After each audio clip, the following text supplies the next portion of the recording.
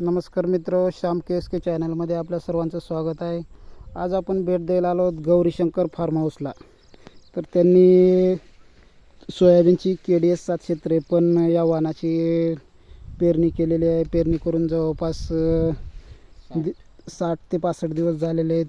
तर याच्यामध्ये कुठल्या प्रकारचे आंतरमशागत केली आहे? यामध्ये एक वेळेस कोळपणी केलेली आहे हां, आणि 2 फवारणी केलेली आहे। अच्छा, खुरपणी वगैरे काय नाही? खुरपणी नाही, एक तणनाशकची फवारणी आणि एक कीटकनाशक फवारणी। अच्छा, तर तुम्ही पाहू शकता शेतकरी मित्र कशा पद्धतीने 753 या व्हरायटीच्या शेंगाचं प्रमाण आहे।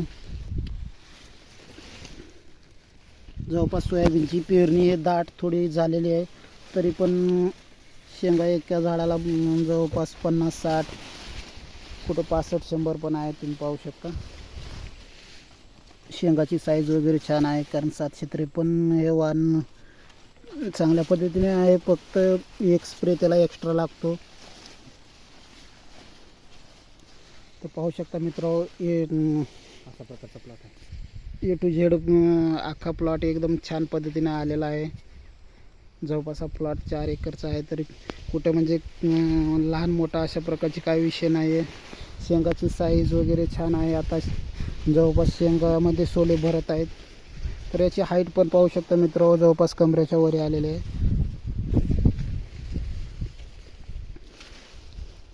आणि याच्यामध्ये यांनी पहिल्या स्प्रेला इमामॅक्टिन बेंझोएट 5% घेतलेलं होतं, जे की क्रिस्टल कंपनीचं प्रोक्लेम आहे। त्याचा पहिला स्प्रे घेतला होता आणि त्याच्याबरोबर टॉनिक म्हणून बायोविटा एक्स घेतलेलं होतं। त्याच्यामध्ये मायक्रोन्यूट्रन्स आणि प्रोटीन्स वगैरे आहेत। कारण जवळपास शेंगाची लागण हे तुमच्या फवारणी म्हणजे आळ्याची जी फवारणी आणि असते त्याच्याबरोबर जे टॉनिक घेतलेलं आहे त्याच्यावरती पण डिपेंड असते। तर PI कंपनीचं हे बायोविटा एक्स घेतलेलं आहे, त्याच्यामुळे लागण पण चांगल्या पद्धतीने झालेली आहे।